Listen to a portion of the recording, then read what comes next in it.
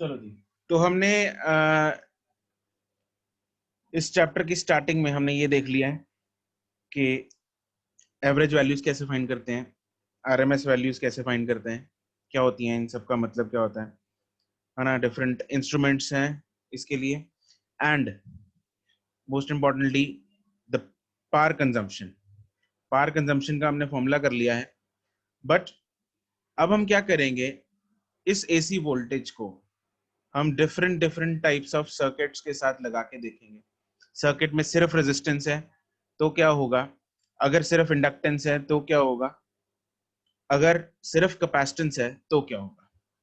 अभी तक last chapter तक हमने इंडक्टेंस, कैपेसिटेंस सब कुछ डीसी सप्लाई के साथ स्टडी किया है। इस चैप्टर में we'll be connecting all these components to AC supply and we'll study the effect क्या होगा और इनके फॉर्मूले क्या बनेंगे, राइट। फिर हमारे पास एक नई टर्म आएगी विच इज इम्पिडेंस, और देखते हैं कि इम्पिडेंस क्या होती है, रिएक्टेंस क्या होती है। तो दो तीन नई टर्म्स हैं इसमें, राइट। तो नेक्स्ट टॉपिक हम बनाएंगे, टॉपिक बना लो AC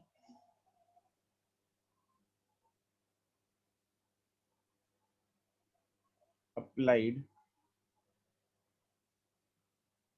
to a resistor।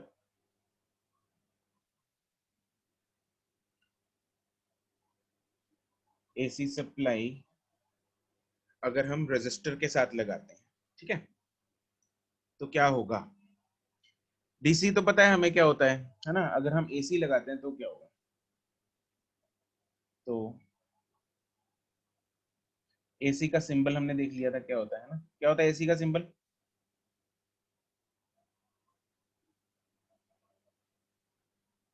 What is the symbol of AC current, AC supply, sine curve जैसा है, बिल्कुल ठीक है यार, यूनिट क्यों गया हम, it is sine curve, correct, ठीक है। तो साइन कर्व जैसा है सिंबल बिल्कुल एसी का, क्यों होता है, क्योंकि वो अल्टरनेटिंग है। तो this is the AC supply और ये हमने रजिस्टर लगा दिया, this is R, this is V is equal to V naught sine of omega t, ये मेरे पास सप्लाई वोल्टेज है। अब मैं क्या करूंगा, अब मान लो इसमें मुझे करंट फाइंड करना है, ठीक है। तो अगर सर्किट में मुझे करंट फाइंड करना है तो इसमें केवीएल लगा लेते हैं पहले। Can we apply KVL on this, applying KVL in this circuit, can you tell me KVL कैसे लगेगा। मान लो आधे साइकिल है जिसमें उस टाइम पे इधर पॉजिटिव है, आधा साइकिल, मैं उस साइकिल की बात कर रहा हूँ जिस जिस टाइम पे, उस इंस्टेंट की बात कर रहा हूँ जब यहाँ पे इधर प्लस है इधर माइनस है। तो करंट राइट क्लॉकवाइज जा रहा होगा करंट, और क्लॉकवाइज करंट इसमें एक पोटेंशियल डिफरेंस क्रिएट कर रहा होगा, जिसके कारण इधर एक प्लस होगा और इधर एक माइनस होगा, ऐसा ही कुछ होगा, राइट। तो इसमें सिंपल है, बहुत ही सिंपल है इसमें केवीएल लगाना। तो क्या होगा, plus V minus I into R is equal to 0, right. v की वैल्यू क्या है, v आएगा यहाँ पे, सॉरी, हाँ v आएगा, v naught sine of omega T minus I R is equal to 0। Therefore I can say I is equal to क्या आएगा, v naught sine of omega T divided by r, है ना। तो resistor बहुत ही simple है, तो मेरे पास I क्या आ गया, I naught sine of omega t. तो अब हम इसमें करंट और what is the formula of average power, क्या फॉर्मूला किया था हमने एवरेज पावर का,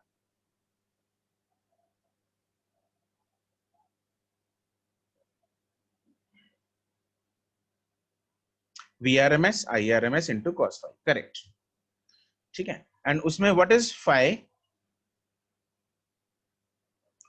इन that, phase difference, correct, phase difference between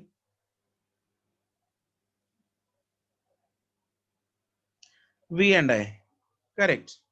उसमें फाई होता है phase difference between V and I।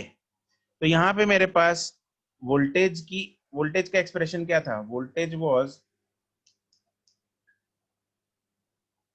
In resistor, है ना। तो वोल्टेज क्या है, V is equal to V naught sine of omega t, and current क्या है, current is equal to I naught sine of omega t. What is the phase difference between V and I through resistor, क्या phase difference है दोनों में, zero, correct. तो phase difference between V and I for resistive circuit is zero, ठीक है, it is zero, ये आपको याद रखनी है, स्टार पॉइंट लिखेंगे।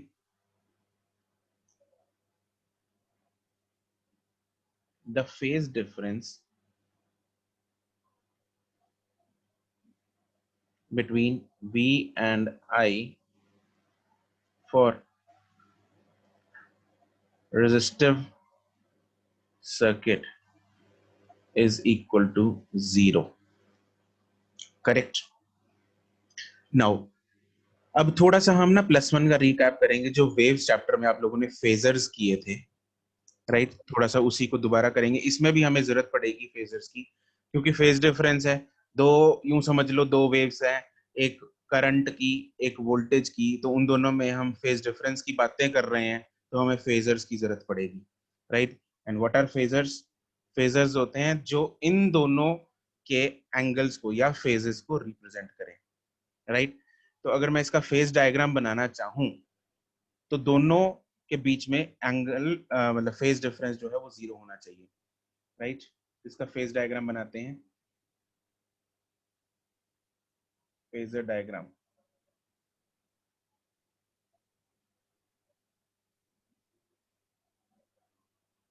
फेजर डायग्राम में हमें दोनों के फेज बनाने हैं। आप लोग इसको कैसे बनाएंगे, देखो सपोज दिस इज दी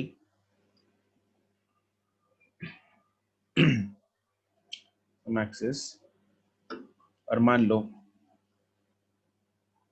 अगर मैं करंट को इस तरह बनाता हूं, दिस इज दी करंट, ये करंट है। तो अगर एक्स एक्सिस के साथ करंट का एंगल जीरो बनाया है मैंने, तो वोल्टेज का कितना एंगल बनेगा एक्स एक्सिस के साथ,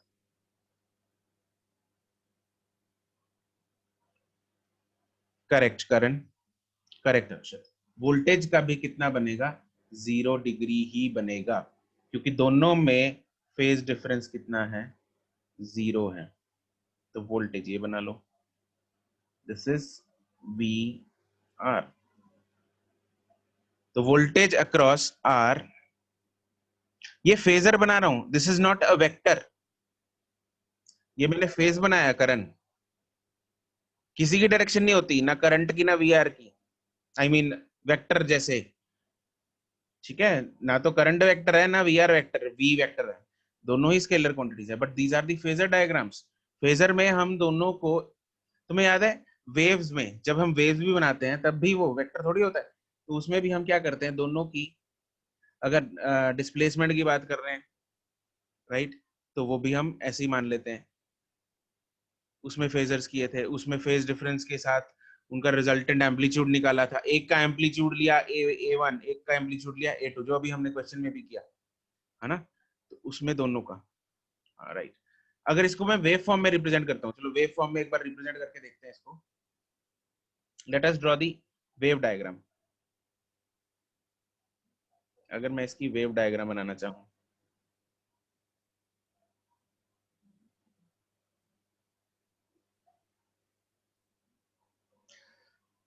वेव फॉर्म में overlap, Akshita, yes you are right, overlap करेंगी, लेकिन अगर मैग्नीट्यूड सेम हो दोनों का, हर पॉइंट पे इंस्टेंटेनियस उसका मैग्नीट्यूड सेम है, लेकिन जरूरी नहीं है ना, V is equal to I R होता है, तो जरूरी नहीं है वो मैग्नीट्यूड सेम हो। R अगर 1 है तो करेगा ओवरलैप, अगर R डिफरेंट है देन 1, देन वो ओवरलैप नहीं करेगा, but they will be in phase. क्या होगा, they will be in phase, अगर दे आर इन फेज, अगर दो वेव्स हम बोलते हैं कि सेम फेज में है, दे आर इन फेज, तो उन दोनों के बीच में फेज डिफरेंस इज 0, दोनों के बीच में फेज डिफरेंस इज 0। यहाँ पे मैंने करंट का लेफ्ट हैंड साइड में मैंने करंट का मैग्नीट्यूड ज्यादा लिया है, तो करंट को मैं इधर भी ज्यादा ही बना लेता हूँ, लाल रंग से ही करंट को बना लेते हैं इधर। दिस इज द करंट का डायग्राम। और वी आर जो रेजिस्टेंस है, रेजिस्टेंस का मैग्नीट्यूड थोड़ा मैंने कम लिया लेफ्ट साइड में, तो कम ले सकते हैं। तो लेकिन दे आर इन फेज का मतलब क्या होगा, जब करंट 0 है तब वोल्टेज भी कितनी होगी, जब करंट 0 है तो वोल्टेज कितनी होगी, 0, करेक्ट। जब करंट मैक्सिमम है तो वोल्टेज भी क्या होगी, मैक्सिमम होगी। तो दोनों एक ही टाइम पे 0 अटेन कर रही हैं, एक ही टाइम पे पॉजिटिव मैक्सिमम, एक ही टाइम पे नेगेटिव मैक्सिमम, तो उसका जो वेव है वो ऐसा बनेगा।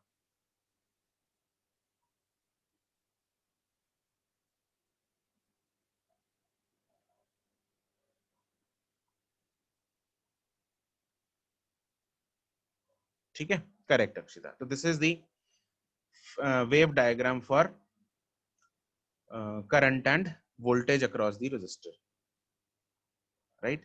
तो यहाँ पे लिख सकते हैं हम this represents VR and this represents I।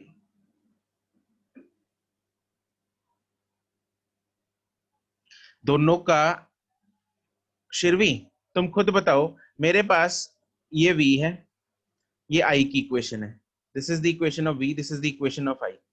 क्या दोनों का टाइम पीरियड सेम है?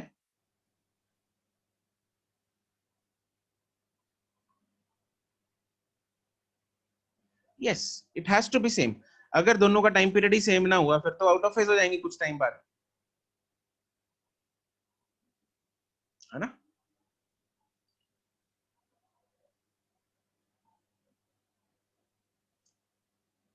तो ये मेरे पास फेजर डायग्राम और वेव डायग्राम बन गई।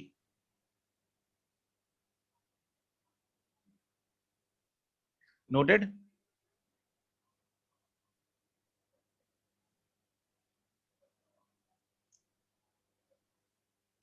ठीक है,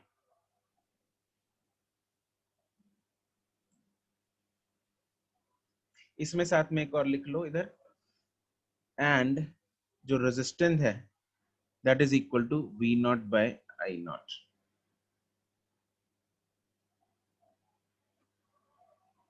resistance is equal to V naught by I naught.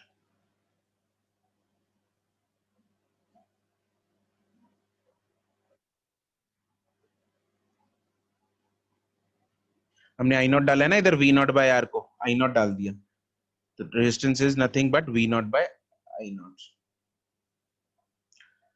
चलो ये तो हो गया अपना रेजिस्टर का काम, विच वाज वेरी सिंपल, कोई इसमें रॉकेट साइंस नहीं है। वी डिड इट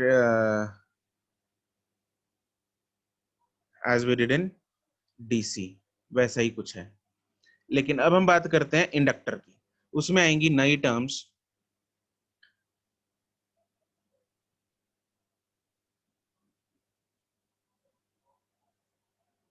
तो नेक्स्ट टॉपिक बनाएंगे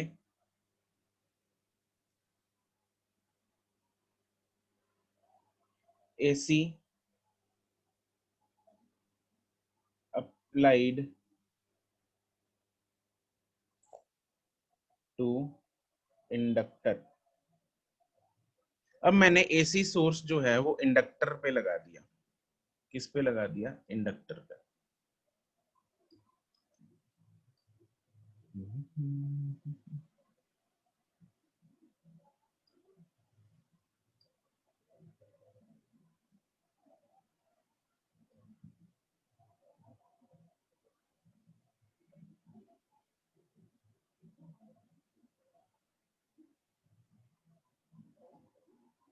दिस इज द इंडक्टर, और ये वही एसी सोर्स है, V is equal to V naught sine of omega t. इसमें भी वी विल अप्लाई KVL। तो इसमें जब KVL लगाएंगे तो ये आएगा V minus L d I by D t is equal to 0।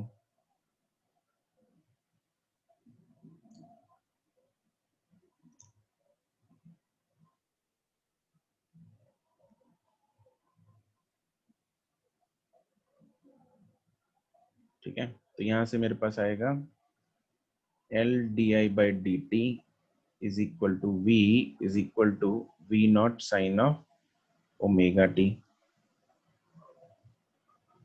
इसको रीअरेंज करेंगे तो I'll get di is equal to V naught by L sin of omega T T.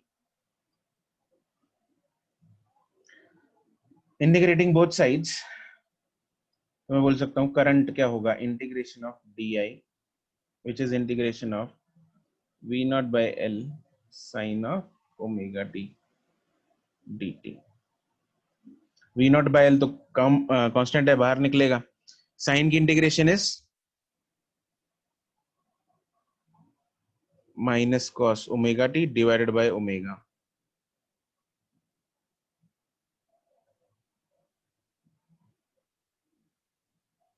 तो I get current is equal to V naught by omega L into minus of cos of omega t. Can you convert minus cos omega t into sin की term? Minus cos function को sine में convert करो।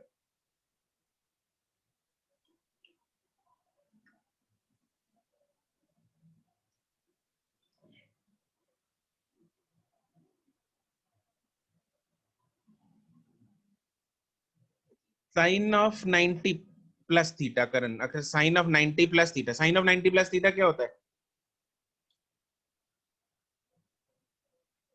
Correct Hardat. Karan, what is sine of 90 plus theta?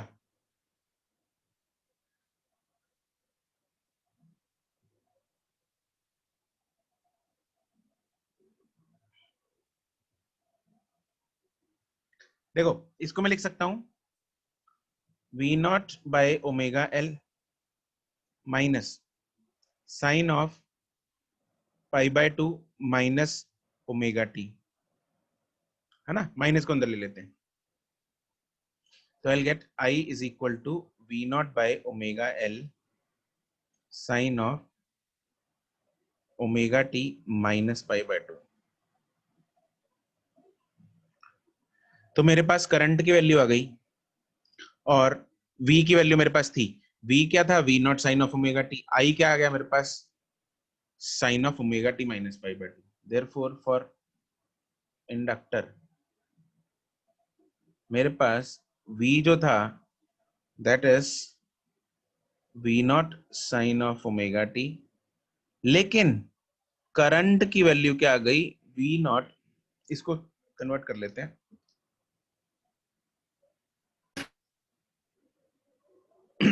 ये omega L ना एक नई term है। Omega L is known as inductive reactance. Omega L is known as inductive reactance. इसका सिंबल होता है chi. Have you heard about symbol chi पहले? This is chi L.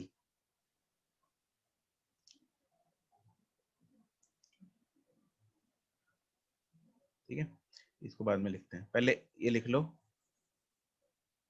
काई एल क्या होता है? मोल फ्रैक्शन में, मोल फ्रैक्शन में आता है काई।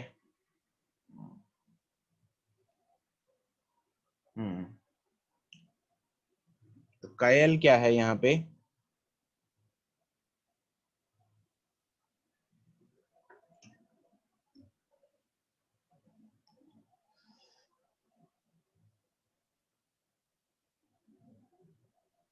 It is known as inductive reactance.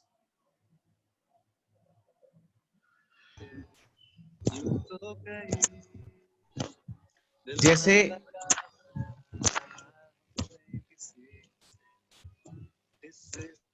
जैसे डीसी सर्किट में, जैसे डीसी सर्किट में रेजिस्टेंस नॉर्मल ऑब्स्ट्रक्शन पैदा करती है, वैसी एसी सर्किट में इंडक्टेंस एक ऑब्स्ट्रक्शन पैदा करेगा और उस ऑब्स्ट्रक्शन का जो मैग्नीट्यूड है that is equal to omega into L. ठीक है, ये ऑब्स्ट्रक्शन किस वजह से आती है, कौन बताएगा मुझे? What is the reason of this obstruction? Yes Karan, tell me.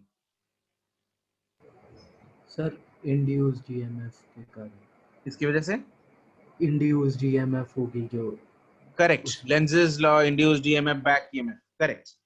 So this is the reason of obstruction that is offered by the inductor in an AC circuit. अब tell me one more thing, right? बड़ी interesting चीज है, सारे सुनो, क्योंकि DC में कब तक आती है ये बैक ईएमएफ? जब तक करंट क्या होगा, जब तक करंट क्या करेगा, चेंज होगा, करेक्ट। जब तक करंट वेरी करेगा या करंट चेंज करेगा तब तक आएगा। लेकिन डीसी सर्किट क्या होता है, डीसी सर्किट में तो बैटरी है, तो कुछ टाइम बाद वो जो है ऑलमोस्ट कांस्टेंट करंट हो जाता है, एंड हम क्या बोलते हैं कि inductor behaves as what? Inductor कैसे बिहेव करता है इन्फिनिटी टाइम बाद?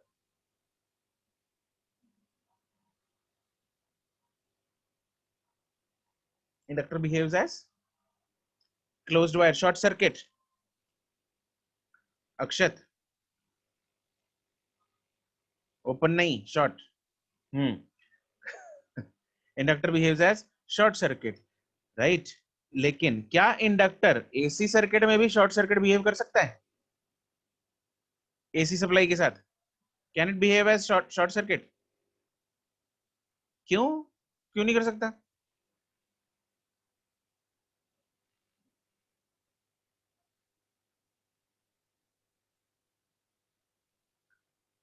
हाँ, क्योंकि always it is always changing, बार बार चेंज हो रहा है, बैटरी नहीं है, तो इसलिए बार बार पोलैरिटी चेंज हो रही है, जिसकी वजह से बार बार फ्लक्स चेंज होगा, जिसकी वजह से बार बार ईएमएफ इंड्यूस होगी, जिसकी वजह से बार बार ऑब्स्ट्रक्शन आएगी, जिसकी वजह से वो कभी भी एक शॉर्ट सर्किट की तरह बिहेव नहीं कर पाएगा, कभी भी वो शॉर्ट सर्किट की तरह बिहेव नहीं कर पाएगा, correct? This inductive reactance is always present in an AC circuit, right? ये आपको टर्म याद होनी चाहिए, याद कर लो।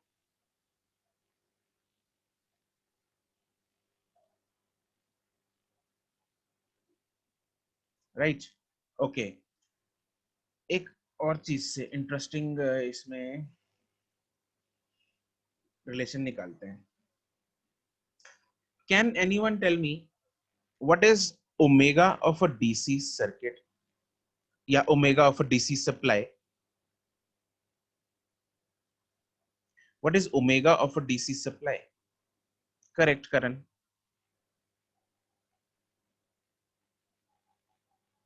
करेक्ट दीप। डीसी सप्लाई का ओमेगा क्या होगा? दो बच्चों का आंसर तो सही है, करण और दीप का। अर्शित, अच्छा, तो घोर अन्याय कर दिया भाई तन्ने।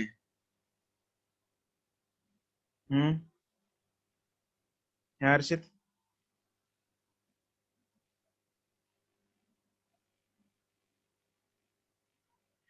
शिरवी करेक्ट। अरे डीसी सप्लाई में क्या पोलैरिटी चेंज होती है? नहीं होती, तो उसमें ओमेगा जीरो। अरे उसमें घूम ही नहीं रहा, उसमें ओमेगा, ओमेगा क्या है, फ्रीक्वेंसी 50 हर्ट्ज। 50 हर्ट्ज जैसे फ्रीक्वेंसी होती है ना एसी सप्लाई की, उसमें क्या है, जीरो, उसमें पोलैरिटी नहीं चेंज हो रही, तो बार बार क्या ये ओमेगा क्या है, जितनी बार पोलैरिटी चेंज होगी, तो इसमें पोलैरिटी चेंज ही नहीं हो रही, तो omega of DC circuit is zero, ठीक है ना? तो इसलिए वहां पे ओमेगा ही जीरो होता है, तो काई एल कितना हो जाएगा? काई एल जीरो हो जाएगा, तो काई एल जीरो मतलब it will offer zero reactance to a DC circuit, so it will behave as a short circuit wire. Yes, it will behave as a short circuit wire. Got it? तो यहां से भी निकल आया अपने पास, एक star point की तरह इसको लिखा जा सकता है। For DC supply omega is zero, therefore chi L is zero, therefore inductor behaves as short circuit.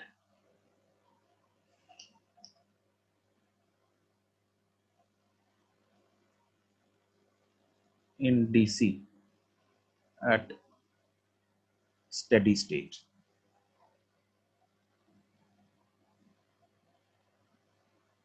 Right तो चीजें just imagine how the things are correlated, है ना। जो चीजें हमने डीसी सप्लाई में अभी तक करके आ रहे हैं, तो यहां से जो हमने एसी के लिए वैल्यू निकाल दी, उसमें भी अगर मैं डीसी की वैल्यू डालता हूँ तब भी आंसर सेम ही आता है, तब भी हम सेम ही निष्कर्ष पे पहुंचते हैं। राइट चलो, तो ये तो हमारे पास पता लग गया, इंडक्टिव रिएक्टेंस हो गया। ठीक है, विच is the resistance offered by the, मतलब opposition offered by the inductor to the AC current, alternating current.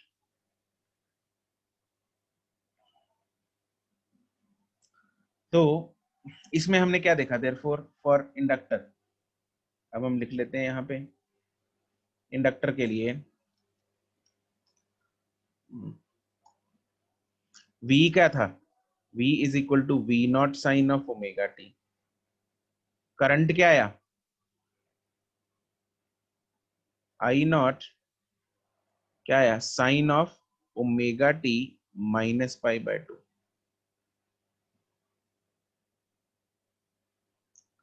Right और यहाँ पे I नॉट क्या है,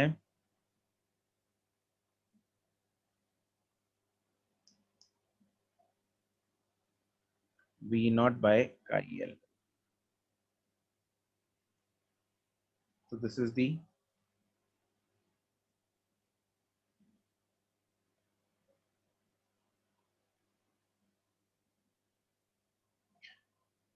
और chi L is equal to V naught by I naught, एक ही बात है। तो what is the phase difference between voltage and current in inductive circuit?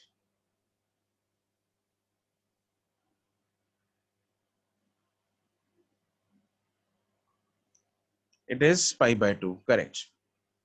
It is pi by 2. हाँ माइनस प्लस तो ठीक है, चलो हम कौन आगे है कौन पीछे है, but phase difference is 90 degree, है ना। 90 डिग्री का फेज डिफरेंस है, तो इसमें कौन कौन पीछे रह गया, who is lagging behind, voltage या current?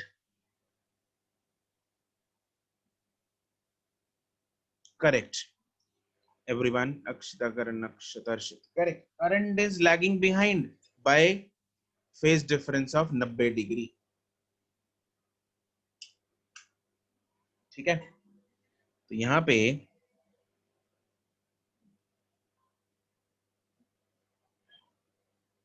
the phase difference between voltage and current in inductive circuit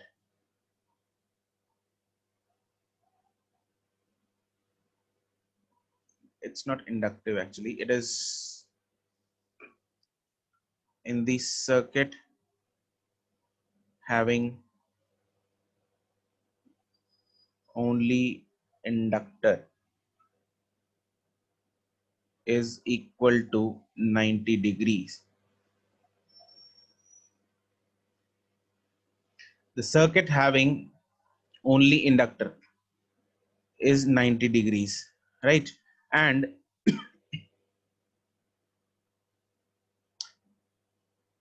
current lags behind voltage by 90 degrees, or voltage leads the current by 90 degrees। दोनों स्टेटमेंट्स यूज की जा सकती हैं, या तो current lags behind voltage या फिर current Leeds the, sorry voltage leads the current by 90 degrees। Anything can be used. तो इसका अगर मुझे फेजर डायग्राम बनाना है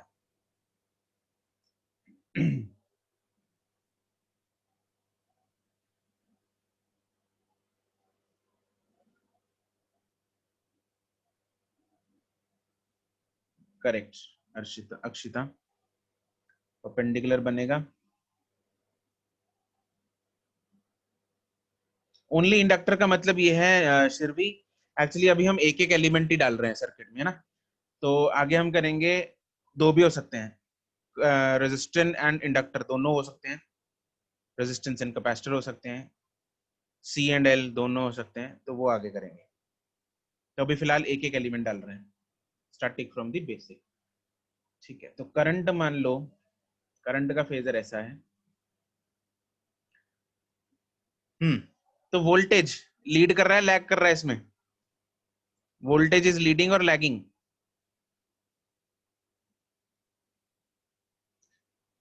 वोल्टेज इज लीडिंग।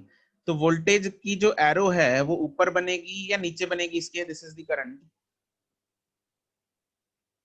वोल्टेज की एरो ऊपर बनेगी, करेक्ट। वोल्टेज की एरो ऊपर बनेगी। This is the voltage.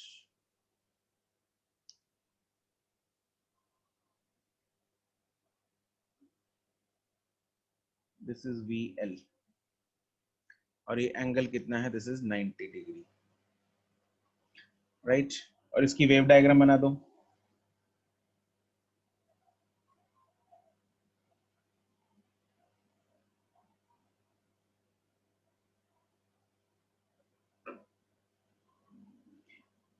दीप, एक कॉस की एक साइन की पक्की गल है? माइनस कॉस की, हाँ। एक साइन की है, वोल्टेज की साइन है, और करंट की जो है वो माइनस कॉस है। करंट की जो वेव फॉर्म है दैट इज माइनस कॉस। ठीक है, करंट हमने देखा माइनस कॉस है ना, तो करंट माइनस कॉस है। पहले वोल्टेज बना लेते हैं, सिंपल सिंपल साइन कर्व।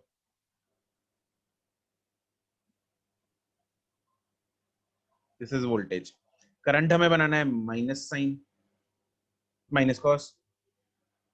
तो वो कैसे बनेगा?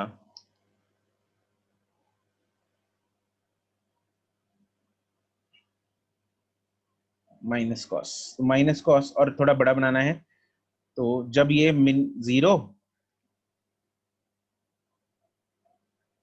जब वोल्टेज जीरो तब करंट माइनस में नेगेटिव, और जब वोल्टेज जीरो तो वोल्टेज मैक्सिमम तो करंट नेगेटिव। तो ऐसा बनेगा, यहाँ पे फिर मैक्सिमम पे जाएगा।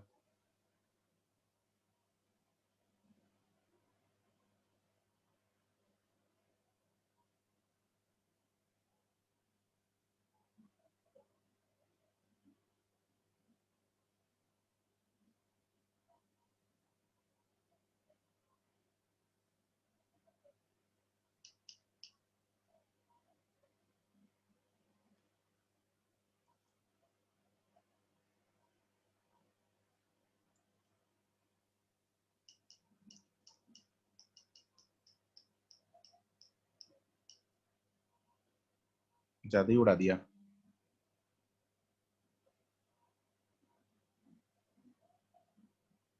ठीक है, तो this is the curve, this is current and this is voltage.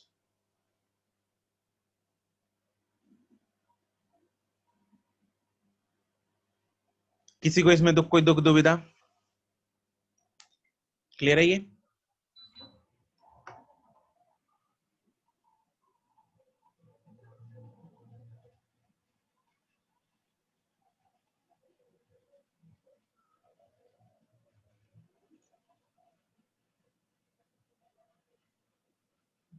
Note कर लो जैस्मिन, कहाँ पे? ये वाला? ठीक है, चलो अब हम लगाएंगे एसी को कैपेसिटर के साथ।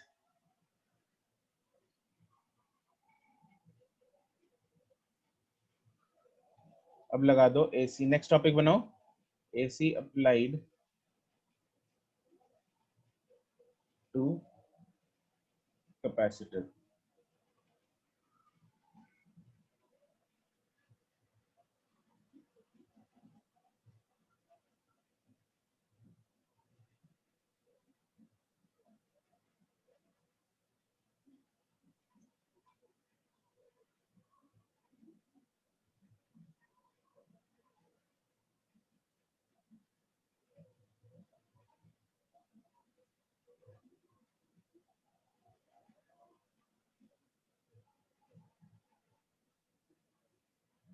वही है, V is equal to V naught sine of omega t capacitor.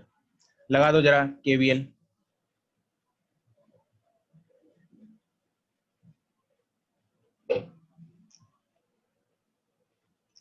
V minus, let's say किसी टाइम पे इस पे चार्ज आ गया प्लस क्यू, चार्ज है क्यू, तो it will be V minus Q by C is equal to 0, that is V naught sine of omega t minus q by c is equal to 0. That would mean q is equal to cv naught sin of omega t. Correct. अब voltage की equation है मेरे पास, current निकालना है, मेरे पास charge की एक equation आ चुकी है, तो अगर चार्ज से मुझे करंट निकालना हो तो क्या करूंगा?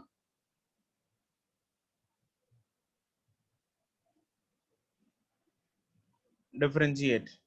Correct, I is equal to D Q by D T कर दो, D D T of C V naught sine of omega T,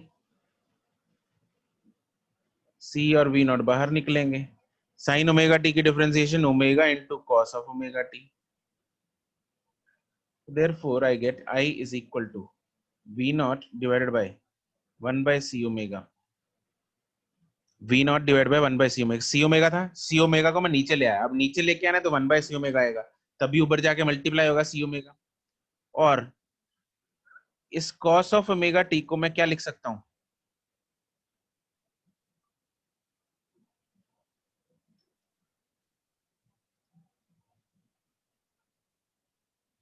cos of omega t को साइन में कन्वर्ट करना है,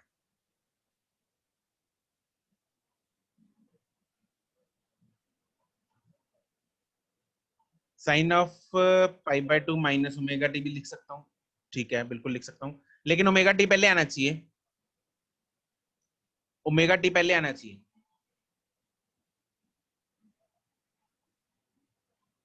करेक्ट अक्षत, मुझे omega T minus pi by 2 लिखूंगा फिर तो माइनस आएगा साथ में, है ना, तो मैं इसको लिख सकता हूँ cos sine of omega t plus pi by 2,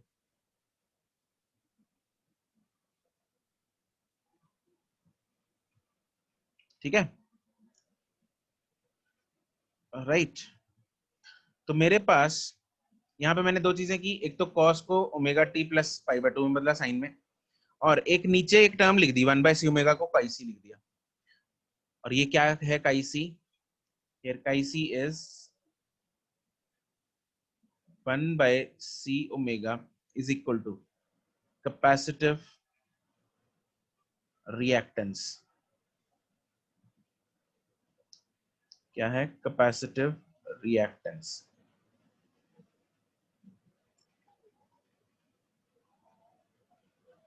तो this is the opposition offered by a capacitor to an AC supply। अच्छा, हम डीसी के साथ कोरिलेट करें इसको, डीसी में कैपेसिटर कैसे बिहेव करता है स्टेडी स्टेट में?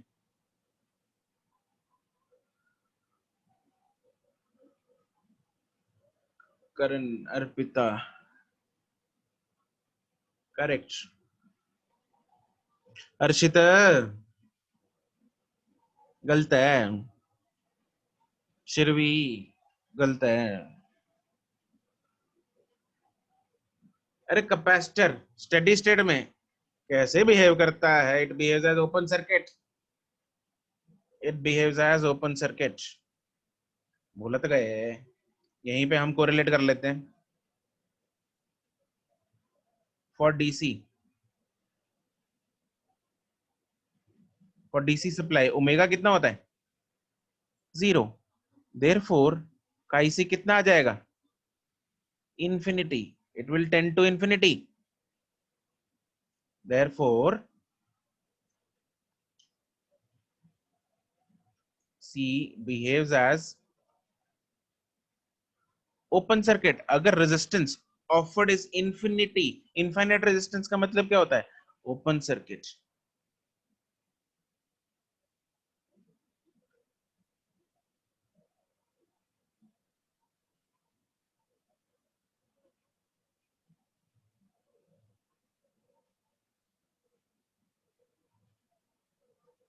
इन DC supply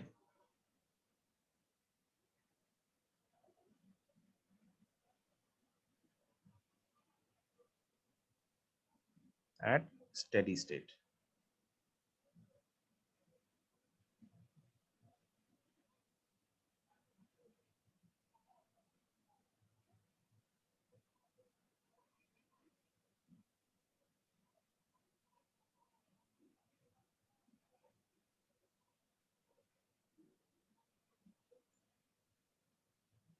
And one more thing, from now onwards, these recordings will not be available permanently. ठीक है? On YouTube, कहीं पे भी फिजिक्स की रिकॉर्डिंग्स आपको अवेलेबल नहीं होंगी. क्लास लगानी है तो लगाओ, नहीं लगानी है तो मत लगाओ. That is your choice.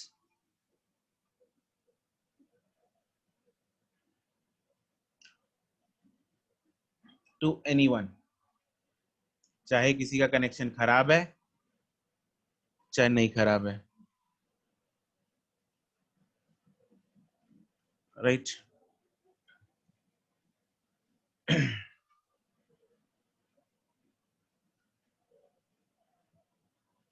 चलो, ये लिख लिया आपने point.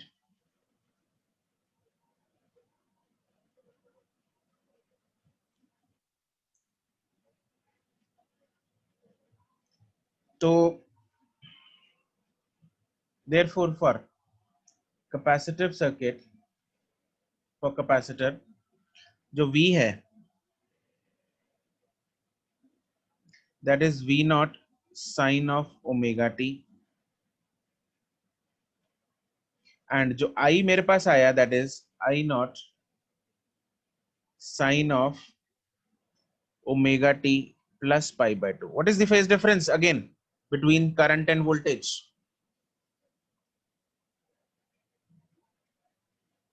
Correct, it is pi by 2.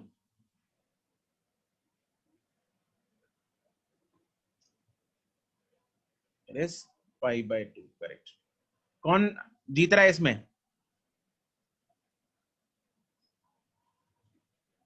It is current. Yes, current is leading the voltage by pi by 2. Correct. तो यहाँ पे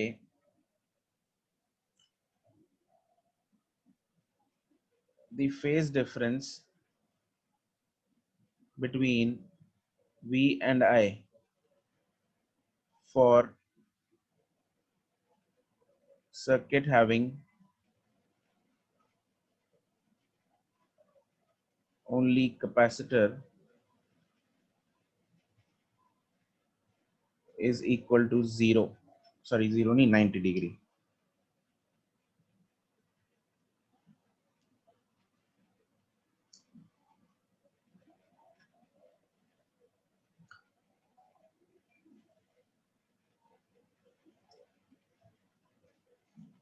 And current leads voltage by 90 degree, or voltage lags current by 90 degree.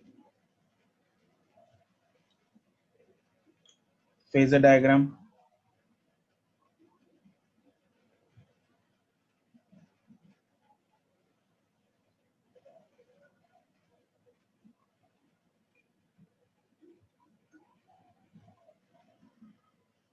Current का अगर मैं ऐसे बनाता हूं, this is current, तो वोल्टेज किधर आएगा, ऊपर या नीचे?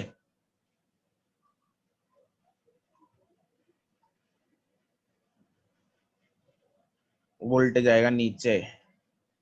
सही बात.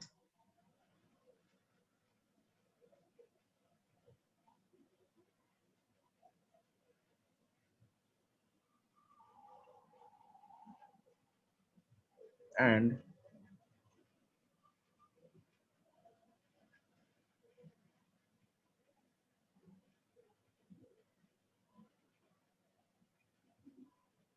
Wave diagram.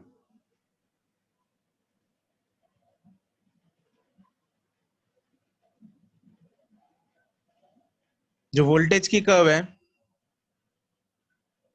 वहां पे, हाँ सच, VC है. Correct correct, this is VC.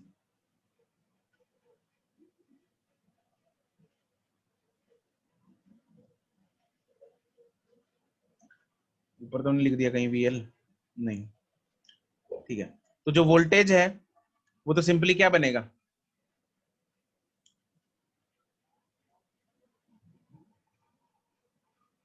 Sine curve, है ना। और जो करंट है वो कौन सा कर्व बनेगा, करंट का कैसा कर्व होगा, कॉस या minus cos, it is minus cos, right. तो करंट हम माइनस कॉस बना देंगे और वोल्टेज को नीले रंग से सिंपल वोल्टेज बना देते हैं।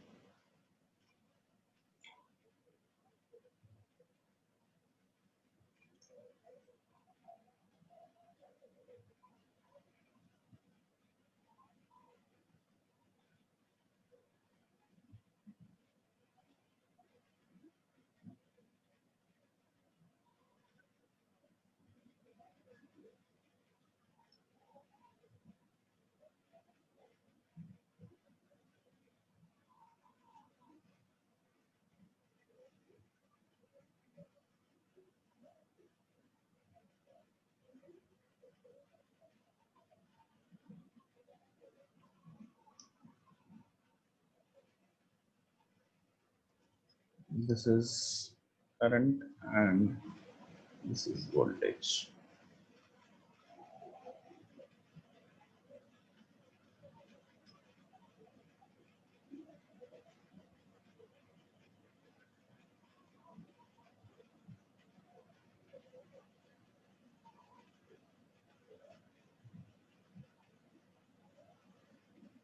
Noted?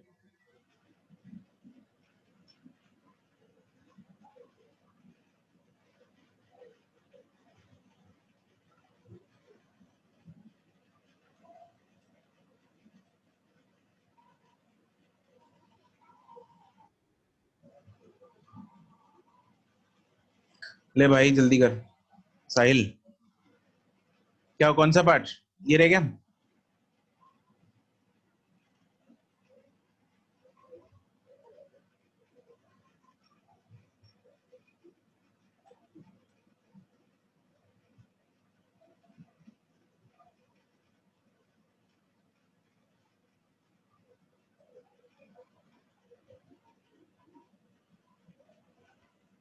ठीक है,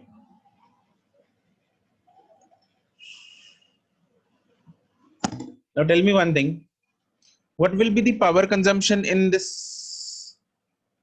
capacitor, average power consumption? Yes, zero. Why? Average power consumption का फॉर्मूले में आता है cos फाई, और फाई क्या होता है, फेज डिफरेंस। यहाँ पे फाई फेज डिफरेंस कितना है, 90, एंड cos 90 कितना होता है, 0। तो इसलिए पावर कंजम्पशन की एवरेज वैल्यू जो होगी दैट विल बी 0। ऐसे ही average power consumption in inductor भी क्या होगा, 0 होगा, ठीक है। लेकिन average power consumption in resistor क्या वो 0 होगा, वो 0 नहीं होगा, that will be equal to V R M S into I R M S, जो भी वैल्यू है, ठीक है। तो ये लिख लेते हैं, तीनों में लिख लेते हैं अलग अलग, है ना। यहाँ पे रेजिस्टर के नीचे लिख लो, एक एक लाइन ऐड कर लो इधर।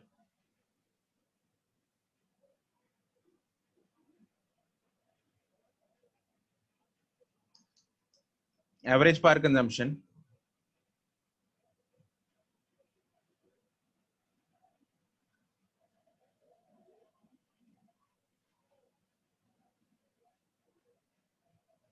Is equal to V R M S I R M S into cos phi, and phi की वैल्यू है 0, therefore P average is VRMS into IRMS।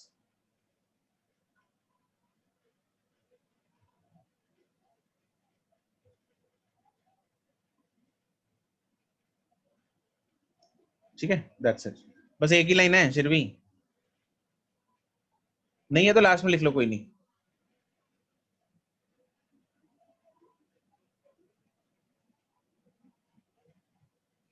अब इंडक्टर में एवरेज पावर कंजम्पशन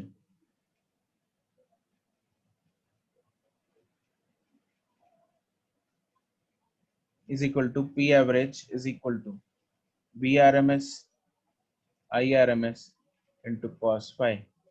यहाँ पे फाइव की वैल्यू है 90 degree, therefore P average is 0।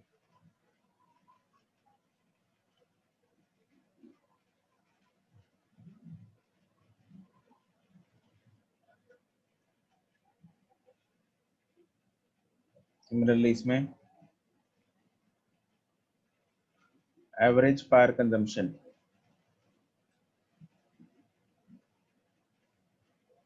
is P average is VRMS into IRMS into cos phi। यहाँ पे भी phi की वैल्यू है 90, P average is 0।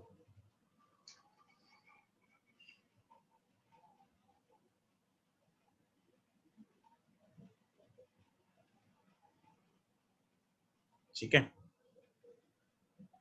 चलो ये तो हमने एसी सप्लाई जब तीनों को अलग अलग एक एक करके अप्लाई की। ठीक है, अगर सर्किट में तीनों हो तो क्या होगा? अगर सर्किट में तीनों है तो क्या होगा? तो नेक्स्ट टॉपिक बनाओ। सिर्वी माइनस कॉस कहां से आ गया? कॉस है ना, ये देखो करंट कॉस आया था अपने पास, करंट का एक्सप्रेशन कॉस था।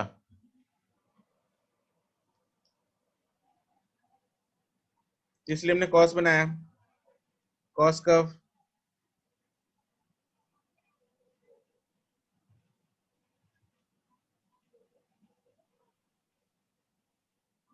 अच्छा अच्छा, नहीं मैंने वो उसमें था माइनस कॉस, इंडक्टर में होता है। नेक्स्ट टॉपिक बनाओ, एसी अप्लाइड टू आरएलसी। अगर तीनों लगे हैं सर्किट में तो क्या होगा?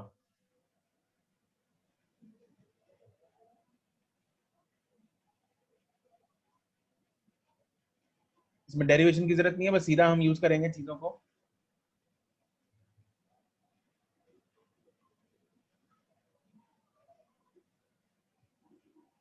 एक तो रेजिस्टर लगा दिया, एक इंडक्टर लगा दिया और एक कैपेसिटर लगा दिया। एसी सप्लाई लगा दी, आर एल एंड सी। ठीक है, तो इसको फेजर डायग्राम की हेल्प से करते हैं। इसका अगर मुझे फेजर बनाना है, क्या तीनों में करंट सेम जाएगा? क्या करंट सेम होगा तीनों में?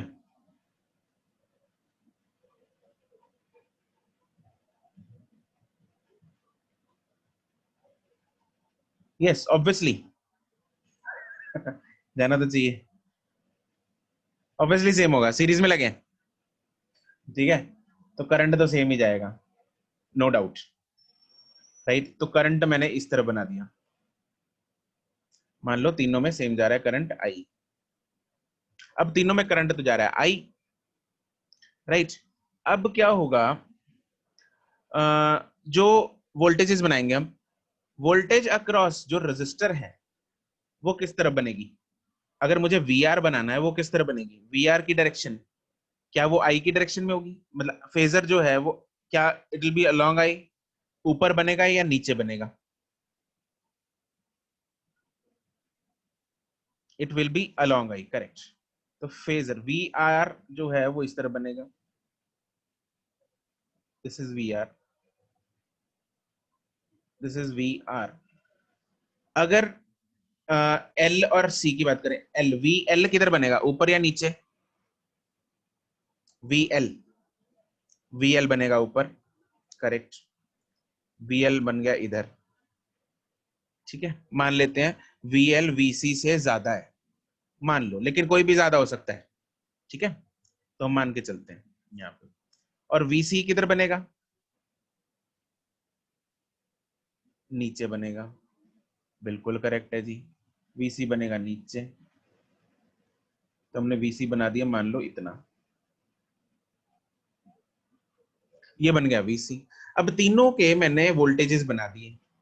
अब मैं इसको क्या करूंगा, वेक्टर्स की तरह बिल्कुल रिजॉल्व करूंगा। फेजर्स हैं, बिल्कुल वेक्टर्स की तरह करते होते हैं हम, है ना। इसको वेक्टर्स की तरह सॉल्व करने की कोशिश करते हैं। तो एक वेक्टर ऊपर जा रहा है, एक वेक्टर नीचे जा रहा है, तो मेरे पास जो इक्विवेलेंट इसका वेक्टर सर्किट बनेगा वो क्या बनेगा, बी आई, आई तो इधर ही बनेगा, है ना। जो वी आर है वो किधर बनेगा, वो यहीं बनेगा, इस डायरेक्शन में वी आर बनेगा। और जो वीएल और वीसी का सब्ट्रैक्ट होके वो ऊपर आ जाएगा नेट, वीएल माइनस वीसी ऊपर की तरफ आएगा। ठीक है, उसको नीले रंग से बना लेते हैं, ऊपर की तरफ आएगा। ये आ गया V L minus V C, this is V L minus V C, this is V R and this is I. ये आई है, ये वी आर है, वो वीएल माइनस वीसी है। अब वीएल माइनस वीसी एक क्वांटिटी आ गई, वीएल माइनस वीसी आ गया मेरे पास। वीएल माइनस वीसी और वी आर का रिजल्टेंट आ जाएगा एक, है ना। वो रिजल्टेंट कैसे बन जाएगा मेरे पास, इधर को, this will be the resultant of VL minus VC and V are.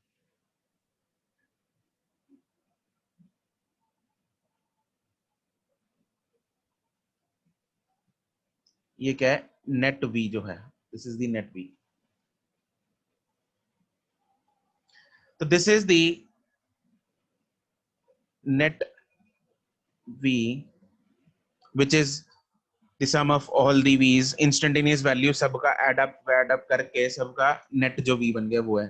मेरे पास आई है जो कि वी आर के अलोंग है। तो ये जो हम फाई है, phi which is the phase difference between V and I, वो किधर बनेगा, वो कहां बनेगा, वी नेट और आई के बीच में, या वी नेट और वीएल माइनस वीसी के बीच में। मतलब ये ऊपर वाला एंगल है या नीचे वाला एंगल है, ऊपर या नीचे, ये बता दो बस, ऊपर वाला एंगल या नीचे वाला एंगल।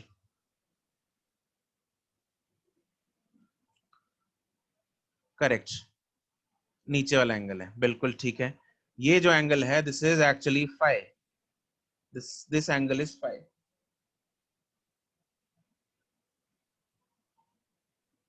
ठीक है, तो मेरे पास ये फाई बन गया। ठीक है यार, this phi is phase difference between total V and I. तो ये मेरे पास फेज डिफरेंस है, जो कि होना भी चाहिए, it is the phase difference between total V and I, right. तो वो बन गया। और tan फाई अगर मैं यहां से लिखूं, what is tan phi,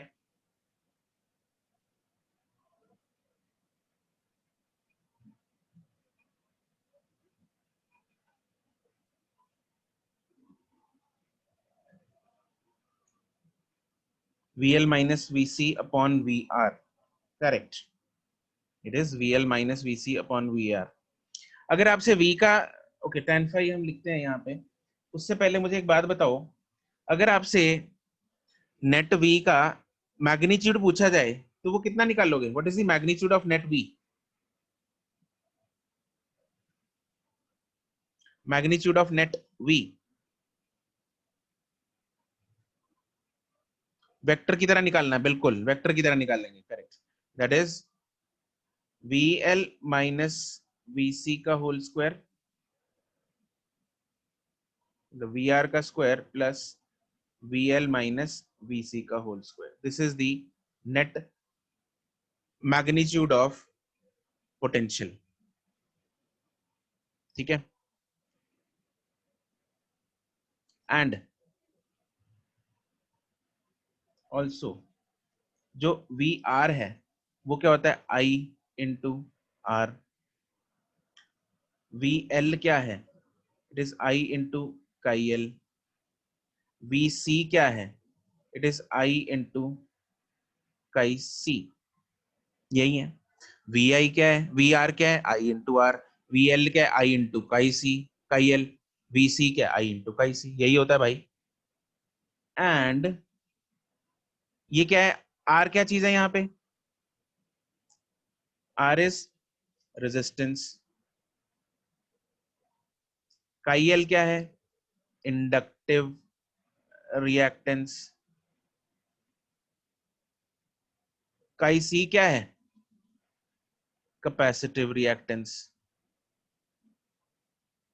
right तो तीनों क्या चीज है ये तीनों क्या चीज है?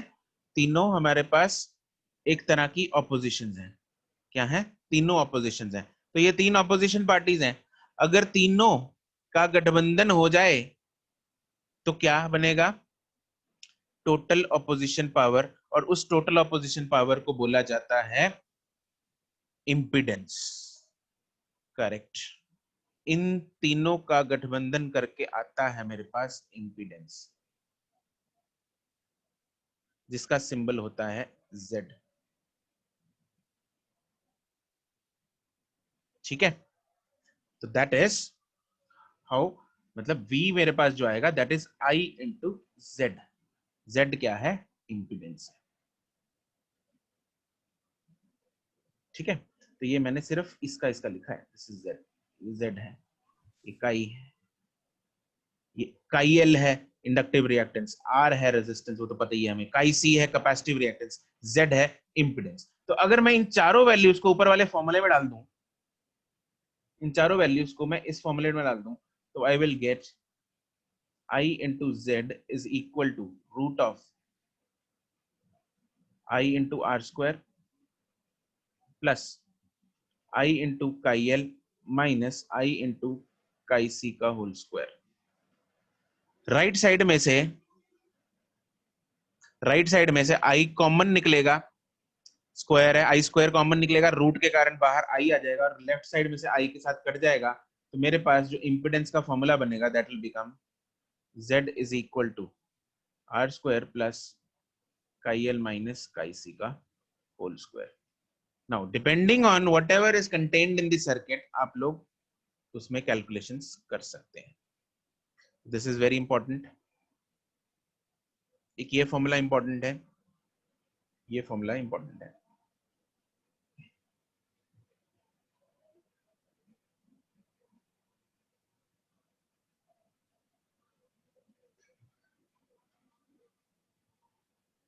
ठीक है,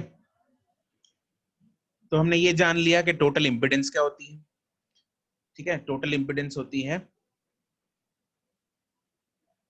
it is the total opposition offered by the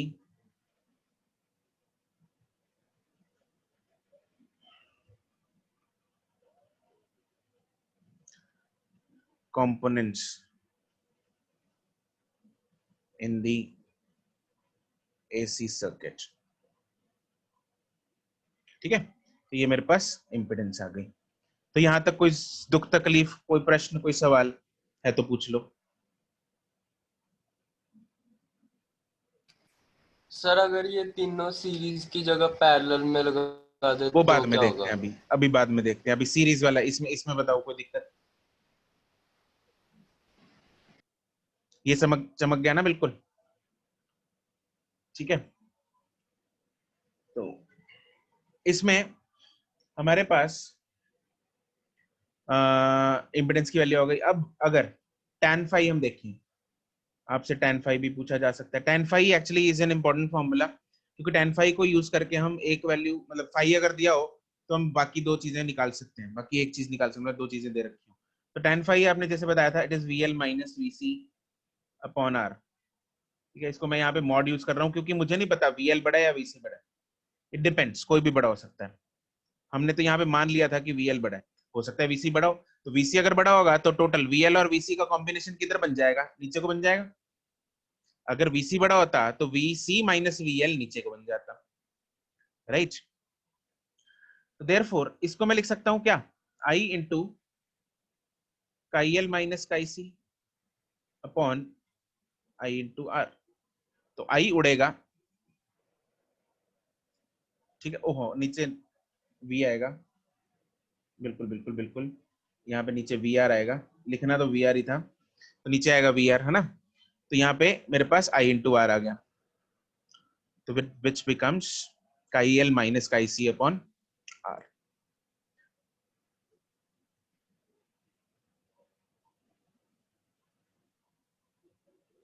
ये आपको दोनों फॉर्मूले इसके भी याद रखने हैं, ठीक है। इसके कंसेप्ट समझो ताकि पेपर में दोनों चीजों को रट्टा मारने की जरूरत ना पड़े, आप लोग इसको लगा सको आराम से।